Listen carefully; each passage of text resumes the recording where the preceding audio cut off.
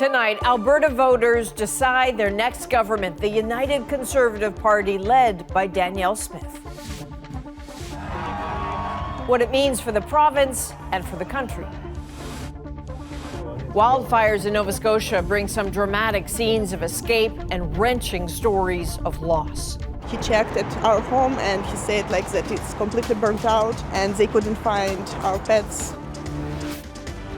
A childhood accident and a lifelong search for inclusive skin products. I mean, growing up, I didn't see anybody that looked like me, that owned a beauty brand. This is The National with Chief Correspondent Adrian Arsenault. Well, after a hard-fought neck-and-neck campaign, CBC News has called the Alberta election. Voters have made their decision and voted in another UCP government. After less than a year as Premier, Danielle Smith fended off attacks on her leadership and came out on top. A slow start to the vote counting meant the decision didn't emerge until late into the night. So Aaron Collins is in Calgary. The UCP savoring that victory tonight. How did they get there? Adrian, it took a lot longer than it usually does here in Alberta, and it was a lot closer than it was last time. But Conservatives, Calgary came out for Conservatives this time around for sure.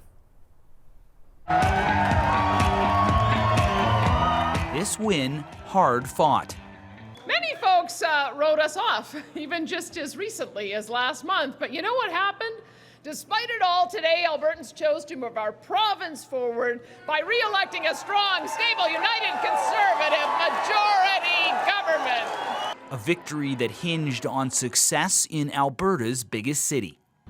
Calgary, home to nearly 1.4 million people and exactly 26 seats. Voters here, the prize in this election, divided.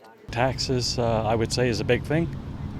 And just generally personal responsibility. Everyone's equal rights to education and healthcare and whatnot, and so I feel very strongly about that. I don't want stupid people leading my governments. Signs of this election everywhere in battleground Calgary. The NDP kicked off their campaign here. My name is Rachel Notley and I am running to be your premier. The UCP did the same. At its heart, this election is a choice between moving forward or going back. Both leaders spent much of the home stretch of their campaigns here too. Both parties promising hundreds of millions of dollars in spending in the city if elected. The UCP offering to pitch in on a new NHL arena. The NDP pitching to build a downtown university campus.